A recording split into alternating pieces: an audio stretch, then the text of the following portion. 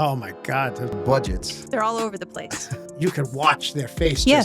You're like putting a pin in a balloon. It's not fun to sit down with somebody who has spent this time and invested money, and they're finding out information they don't want to know. They just giving out a lower number just to get the job. That job is $1.1 million job. They went with someone that was $950. It's a mess. Guys, welcome back to the show that's going to take the guesswork out of your home remodel. I'm Pete. I'm here with Gonzalo, and this is No One Knows. That's right, guys. Stick around because if you didn't know, now you'll know.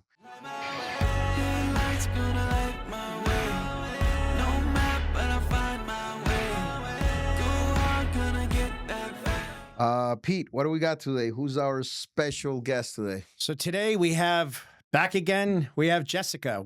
She's our director of production, and she moonlights as a project developer here.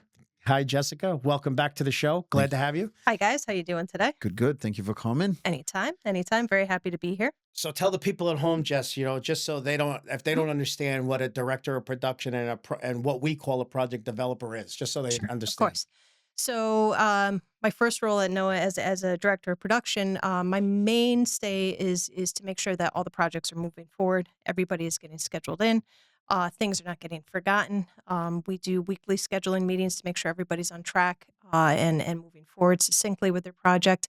And of course, selections are made and there's no hiccups in the process of the job.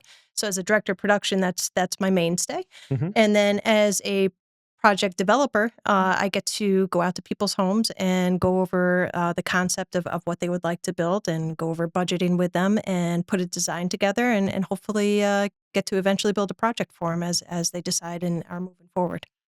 That's it. That's great. That's so great. Basically, in short, she wrangles all the chickens in. That's it. Make sure they're in the right spot. They're in the right spot, and then for fun, she goes out and designs jobs for clients at home. I just thank you. So let me ask you a quick question. Now that we're into the ending of the year, holiday season, how do you feel about that pressure of the holidays coming to us? So I got to say, I think this year we have it really well under control. At this time, we're really trying to get anybody who's at, I'm going to say more in the mid-end point of their project, on a fast track to being done and being into their house for the holidays. Making sure that they have, let's say, their plumbing hooked up so that they can have their Thanksgiving dinner, having the ranges in place, have everything going, having the floor finished, having them have time to move in and get settled in, get the house cleaned up. So we're really trying to be cognizant of that at this point in time and keep everybody moving forward very succinctly.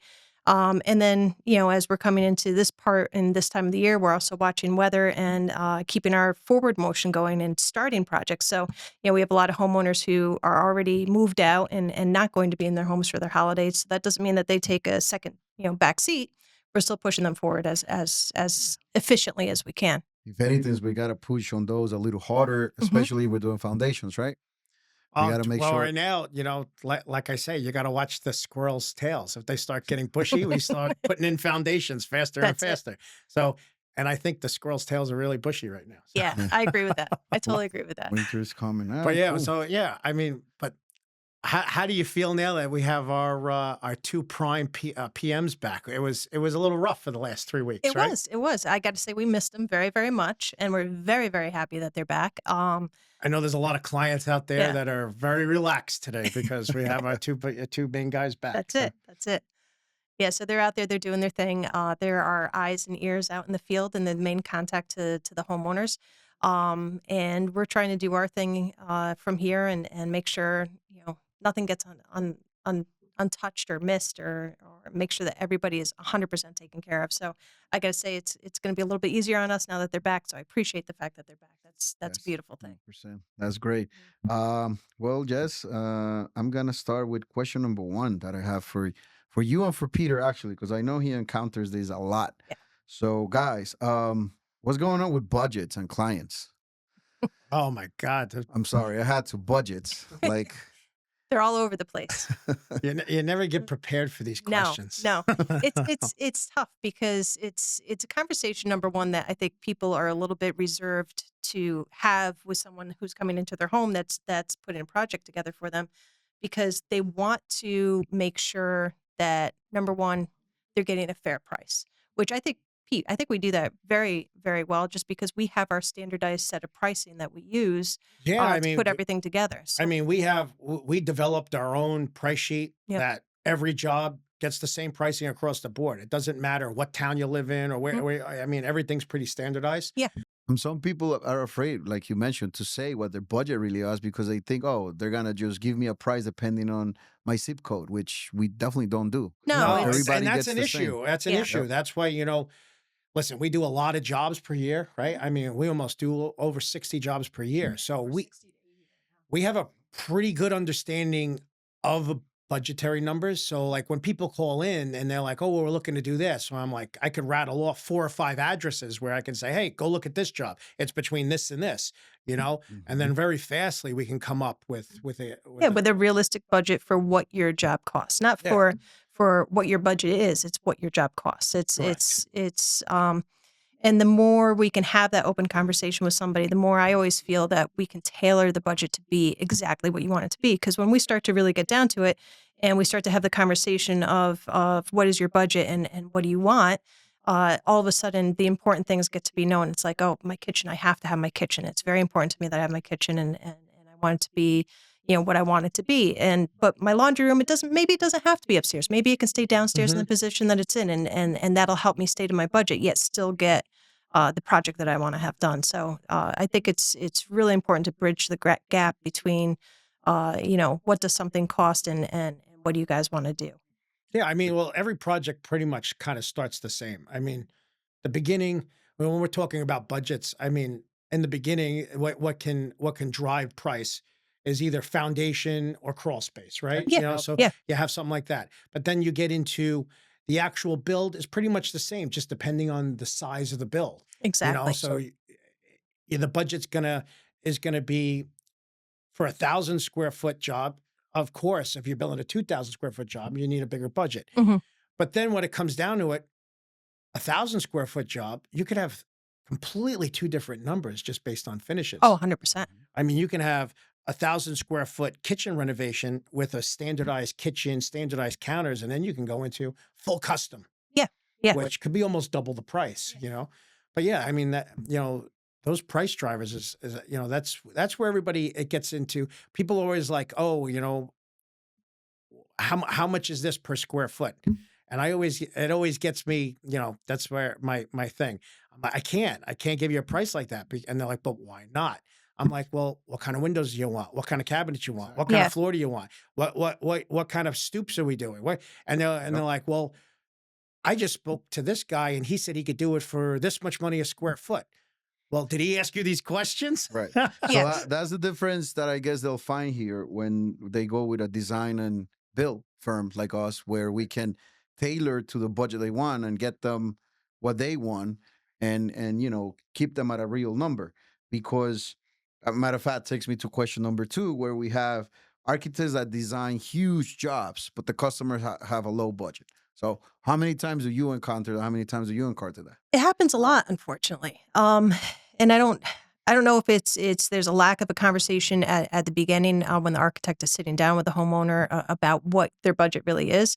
But it's not fun to sit down with somebody who has spent this time and invested money into designing a project that's their dream build, and now they're going and they're starting to get numbers on this project, and they're finding out that what they thought was going to be, let's say, 400,000 or 500,000 is really 800,000, and now they're invested, they're excited, and they're finding out information they don't want to know because now they have to completely relook at the project and get it to be something that fits within their budget. Because at the end of the day, That's why it's really important to talk about budget. Like, if we take a step back, if people come to us in the beginning, like if they don't go to an architect first and they come, myself, and I know Jess is the same, Steve is another one of our project, he's the same.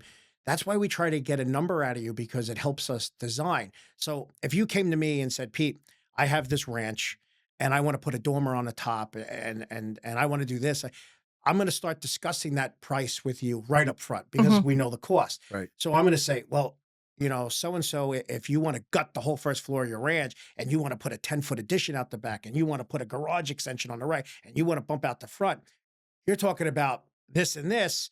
And then you want to put a whole 1,400 square foot job, and we know the structure. We know what has to go into that. So I can very fast, like, rattle off what that number is going to be. And very fast, you see the clients on our side be like, oh, well, I can't afford that. So I was like, all right, so now let's have a real discussion about what you can actually afford and what is your true need in that job. Like, what do you truly need? Oh, we're having twins and we want to we need 4 bedrooms. So I was like, all right, let's concentrate on that and let's design the job. So now let's just fast forward. Now you go to an architect and you tell them all the stuff that you want, and they design this perfect home, right? And they do all that up front already. Now it's all drawn. Then you come to us and you roll out the plans, and I'm like, wow, all right, beautiful job. You got the addition in the back, addition in the front. Now, did you discuss budget with your architect? Some say no, some say yeah, but you don't know if it's the truth. So I'm like, well, you're looking at a $1.1 million job, and then you could watch their face. Yeah. Just, you're like putting a pin in a balloon, and they're like, ooh, well, my budget's 500. I'm like, So yeah, I mean, holy unrealistic cow. budgets that unfortunately are many architects, they just don't know what it costs to build these homes. But listen, it's not altogether lost at that point. I mean, yeah, you did spend money on a set of plans, but right away when a client comes to, I'm working with 2 right now. Right away, they're like, well, Pete, what can we do? And I'm like, I pull out my red marker. I start marking up the plans. I start asking them the questions like if they would have came to me off. How many kids do you have? What are you doing? What's most important to you? How do you live? What's the functionality that's wrong with you? What's your functionality problems that you're having with the house? And then I can sketch it out. I got one now I have to see next week where I took a project that could have been 800,000 and I redesigned it to be 475. And now he's happy.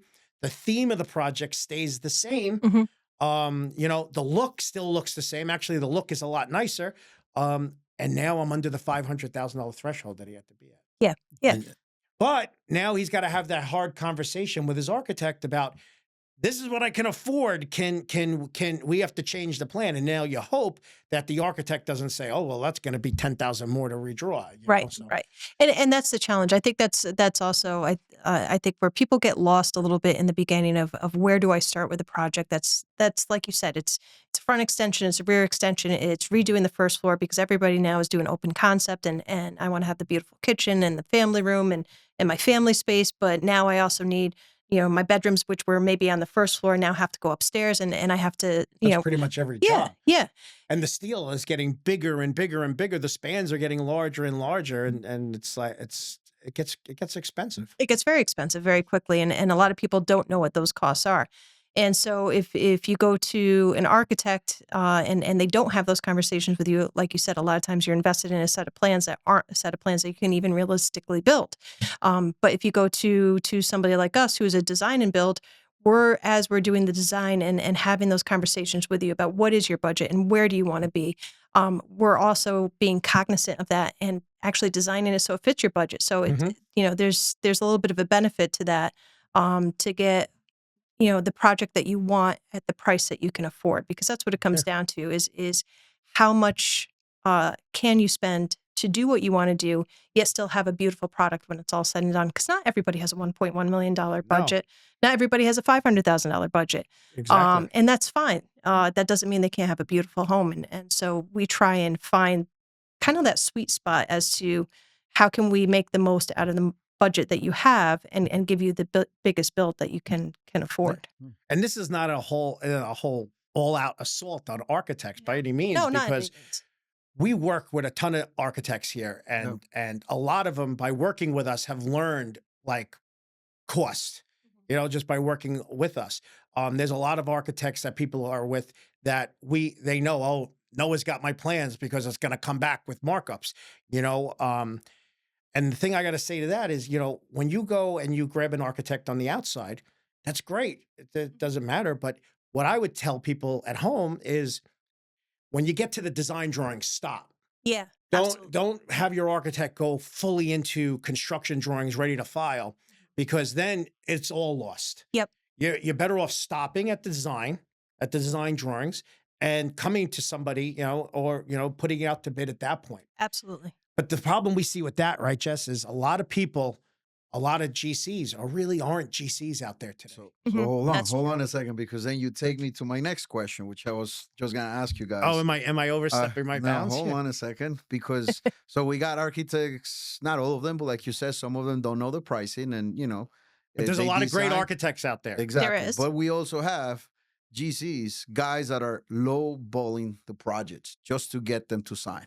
That's something that you deal with a lot. And, these guys that are giving customers a number when they probably know in reality that the number is It's higher, significantly higher. Yeah. but they just giving out a lower number just to get the job. And Well, that's what I was about to go into. So, I mean, well, let me step back before we jump into that. Let me step back one step. So now you have your design drawings and you put them out to bid, and we see this because people will come to us to have jobs, as a design and build, and they'll put them out to bid, if we just do the plan part. But what'll happen is the other GCs will start with the call. Oh, there's no structure on here, or I can't do. How can I price this? That's where we come in, because Jessica and myself are almost like engineers. We've done this, so we know the steel. We know I can take I can draw it on a napkin and figure tell out you the exactly what structure. it's going to be. And then I can tell you, let me speak to your architect, or let me speak to your engineer, because I can facilitate how I want the structure in order to keep in the budget, So that's where it comes in, where you really want to be with a guy that's a full-fledged builder, that can actually help you, and not, I mean, there's also times where, we have the roofs open and the plans don't match what's there. They Yeah. just don't work. And I got to get on the phone, and within 15 minutes, I can get with the architect, the engineer. I can make changes, and I can tell them what it needs to be, so we can continue the job. Now, if you were with somebody else pulling tarps, we got to wait for the architect to get back to us, and now you lose a week. So, there's a lot of value that comes with, working with a company like ourselves. There are a lot of companies out there, that are just as good. Why yeah. try the rest when you already have the best? That's 100%. That's it. So, But no, let's get into that other question about the lowballing. Like, Yeah. I mean, you see that a lot. I see it constantly, and it's frustrating, because I think there's, in our industry, there's a trust factor. People are not only trusting us with their homes, they're trusting us that we're doing the right by them when it comes down to it. And we're not always the least expensive bid, but I will say we're the realistic bid. But at one point, we're always not the cheapest, because we're the right price. Exactly. And unfortunately, we know how to break down a job, because we do it so much that we come in, but it's beneficial because you go into it eyes wide open. Yeah, which I think, you hear the horror stories about somebody went ahead and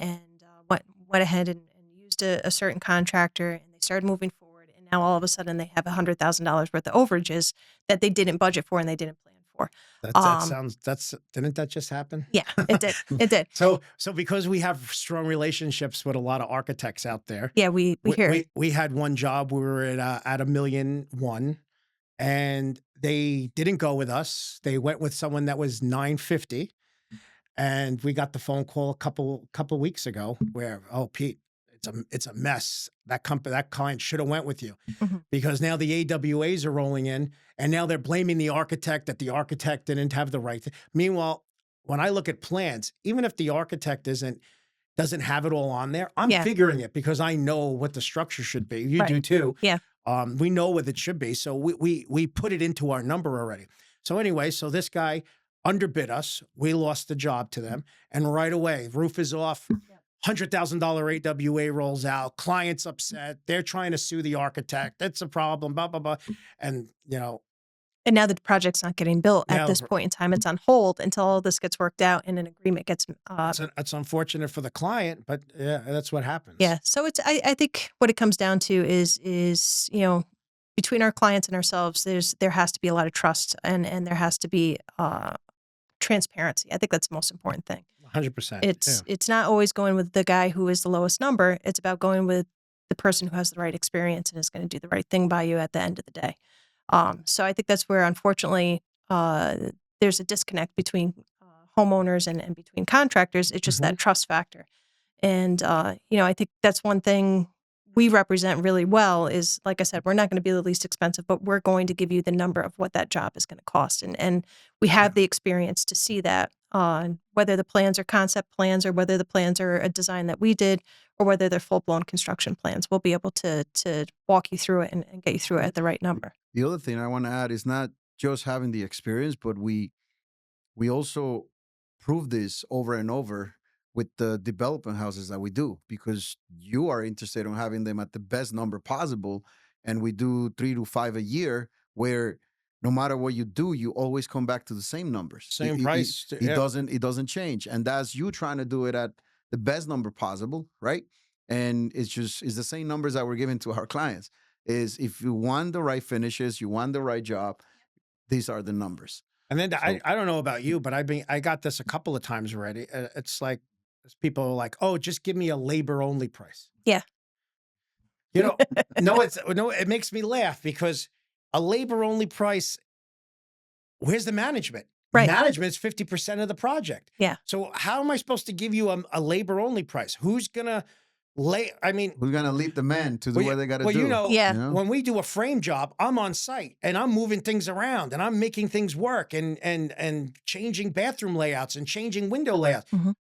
That's a big part of the job. There's a lot of value. That's the best. And then when it comes to the mechanicals, Gonzalo and myself or one of our project managers, we walk it through. There's a lot of value to that, because there's a layout, electrical layout. And how many times do we go to an electrical layout that's on the plan? Never. We do our own, because we tailor it to what the customer needs and wants. So what happens if you did a labor only price? Who's going to be there? Who's going to guide the client? So labor only doesn't work, because you need management. And a good project manager nowadays is between what, $100,000 to $150,000 a year. I mean, you know, so it's you got to figure that into the project. Yes. But management is where it's at, and scheduling. I mean, you know, when you're running an operation and you're running a project as big as we do, you got to stay on top of the scheduling. You got to stay on top of the men. I mean, we have a lot of in-house crews that we have to schedule. It is a challenge for us, but that's where you come in and you help us make it all a reality and keep it as smooth as possible.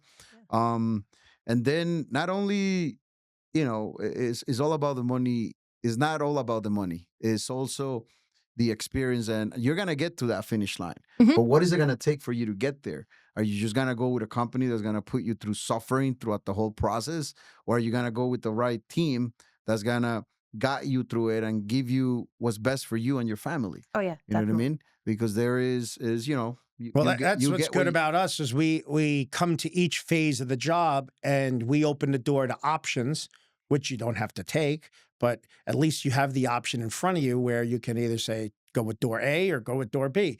You know, do you want under-counter lighting? Do you want full stone backsplashes? Do you want 20 hi-hats in the living room? Do you want 4? You know, there's all these options that, you know, we walk you through, and we just had this other thing go on a job where people were like, "Oh, tile is tile."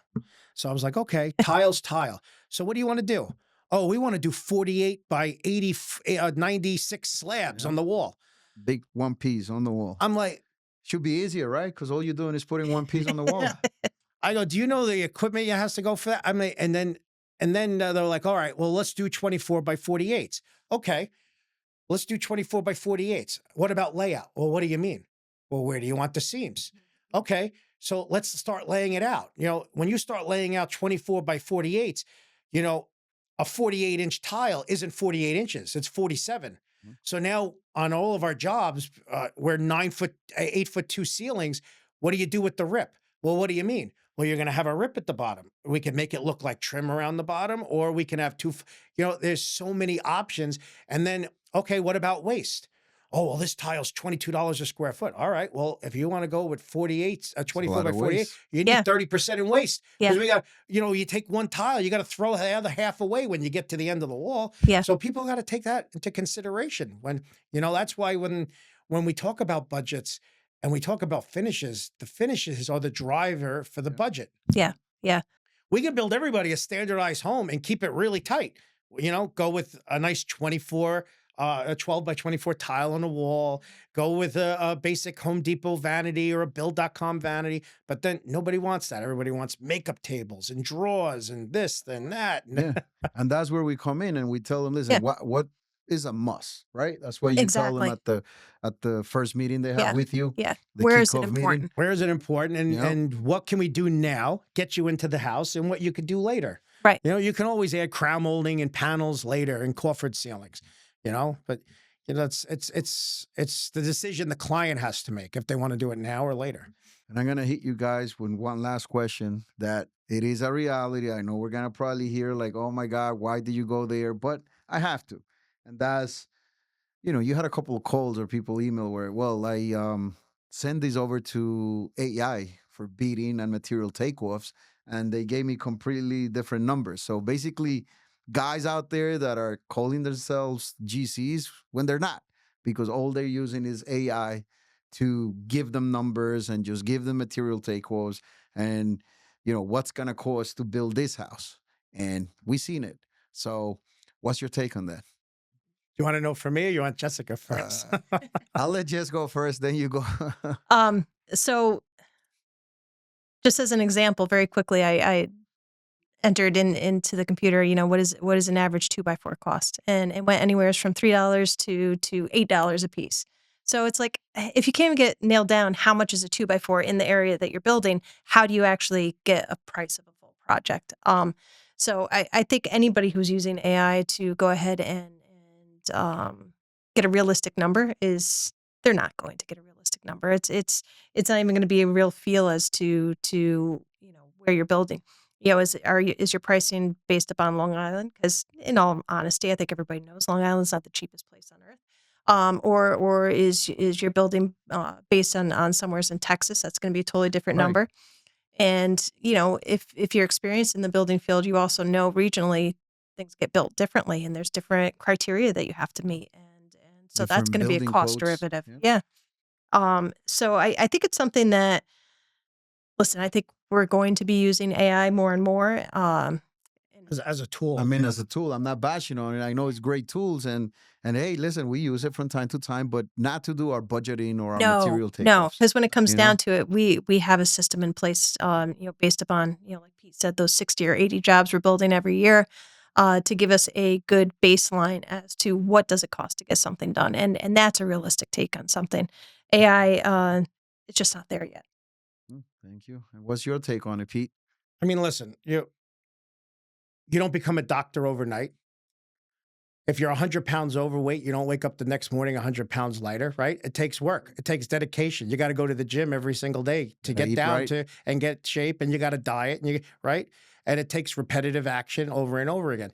The same with construction. I mean, I've been doing this since I'm 9 years old. So, I mean, I'm That's going to a- be 50. It's a long time So- ago now. I've noticed this when I interviewed these other PMs, when things that come naturally to me, like it's just natural, it's just instinct.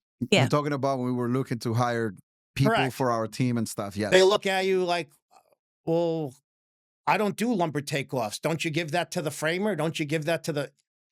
No, you don't do that. So with anything, it takes time and experience, right? So if you're going to go... So there's no easy way around it. You got to put the time in. Yeah. You got to take out the ruler. You got to take out the pencil. You got to take out the calculator. You got to open up the plans. And every job we do, we never go by the plan anyway, because the plans are always, you know, I'm always coming up with different ways on how to make it look better, or how to build it better, or how to change things around. And that's what. But not even because you want to. How many times did the client, come to you and said, "Hey, I wanted to do this, but my architect said it wasn't doable," and then you say, It's doable. "Let me figure it out." You know, everything's doable. You know, we have the one project that we're doing right now. They just built a house 8 years ago, and they wanted to add on to it. And they took 4 GCs in there. Nobody there. They told them it's not possible. You got to tear it all down. And then We made it possible. We made it possible with steel and everything. It took a little bit of engineering, but, you know, So- with an engineering background, anything, you know, I can make anything happen. So it's not just because we want to change it. It's just some people, they lock themselves into it's not doable, not possible, we can't do it. But here we open that up. There is no challenge too small for us. We want to take on anything. No, when it comes down to breaking down a job, I don't think AI has got down to the thing where they know the waste you need. Like just ordering roof rafters. You got to order a little extra for overhangs. I've seen it. I've tried. Listen, I've tried numerous software out there to try to like make it faster. Doesn't work. No. Doesn't work. We've also tried sending plans out to lumber yards to see if we can save time and not hire anybody to keep our costs down. You send it out, you tried it once, all the rafters were wrong, all the floors were wrong, and then you look like an idiot because the lumber's wrong, and they're like, "Oh, do you know what you're doing?" So we've tried it, and you know what's tried and true? We break it down ourselves. Yeah. That's it. But we know our projects. We know it in and out. We know what. But even when it comes to the mechanicals, like we go into mechanicals and your HVAC, plumbing, and electric, and we just don't leave it up to the electrician and the plumber and the HVAC guy. We know what they're putting in, and we know we're not gonna let anybody try to upsell our clients into something they don't need or that No, if it's why? something Because that they want. we spend the money and we go and we learn about HVAC. We learn about all the different products. You just brought a bunch of the project managers and you went over to Lars and you learned all the ins and outs of a boiler. So now if the plumber comes to us and tries to tell you something, nope, that's not it. We learned the right way from the beginning. And we pride ourselves on that. We pride ourselves on educating our employees and doing things the right way. And keeping things in-house is key, especially keeping control. Listen, I didn't know how bad it was out there until we were growing and we had to interview. Yeah. I mean, tough. It's tough. Very tough. It's I think when it comes down to it, the industry is changing. It's changing from the guys who are doing the work. It's not the guys who grew up and learned from their dad anymore. There's very few and far in between of those. And so, people are being taught the trade and they're not really having the full experience. I think that our tradesmen in the past did. And so you need to be able to, number one, know what you're doing so that you can control the project. And number two, be present. It's knowing at the key points in time when you are needed on the project and when you need to do your walkthroughs and when you need to do your checks and balances to make sure, hey, listen, we're getting ready to sheetrock. Let's go do a full walkthrough of the house. Let's make sure the hi-hats are where they need to be, the outlets are where they need to be, and everything is ready to move into the finishes. And you got to stop and have those checks and balances. And if you don't do that, it can become a real mess real quick. Yeah. I mean, just to touch back on AI, I don't even use it for social media. A lot of people use it for social media to answer their clients. Every message that comes to us is live and right from us. Yep. We answer every question that people DM us. It's not automated. We don't send out our phone calls to be automated. Everything. I feel that we need to, even our calls that go out on a weekly basis for updates. It's done, live people. Here from our office. It's not even like we're outsourcing to somewhere else overseas. There's a lot that like goes into that. There's a lot of employees and a lot of expense, and that all gets accounted into a budget. But yeah, I mean, if you want to have a job that stays on track and get it done in 4 to 5 months, you need the right team. And you're not going to get that. Yeah, you'll get a low price from a guy in a pickup truck that his wife is answering all the phones at home. But you're not going to get that team to get you through it. Oh, my wife forgot to make the inspection. All right, we'll do it next week. Yeah. Well, that is it for all my questions. So, Pete, anything else you want to add on? No, I just think, going into 2026, it's becoming, a little crazy when it comes to budgets. We try to give the clients like what we'll do now is when people call in for a job, we'll say, hey, this is exactly like the job we're doing here. Go speak to the client, go look at the house, and this is the budget that they're paying. We're in this kind of parameter with the budget. And, it's opening a lot of eyes to the clients there, and then they can not hear it from us. They can hear exactly what the client's paying, if the client wants to offer that information. But yeah, I mean, and the only other thing to do is just do it. Yeah. That's it. Yeah. You got to get your hands dirty. Yeah. That's why I laugh. You see all these contractors on social media, you know, and they're clean, nice and clean, great haircuts. yeah. I Shiny mean, shoes. we just been through the trenches with 2 PMs out. I mean, Yeah. I'm lucky to be alive right now. Yeah. It's not easy every day. No. But Great. Well, Jess, thank you for yeah, coming. Jess, thank Thank you you. so much for being on again. Anytime. Very happy to be here. And hopefully we get through the holiday season and without killing each other. But We will. We will. We will. But yes, so guys, that was our show. I hope you've learned something. I hope this opened to your eyes to the renovation world. And please subscribe, like, and share our show. It means a lot to us. Those guys, thank you so much. And remember, if you didn't know, now you know. Give it my all.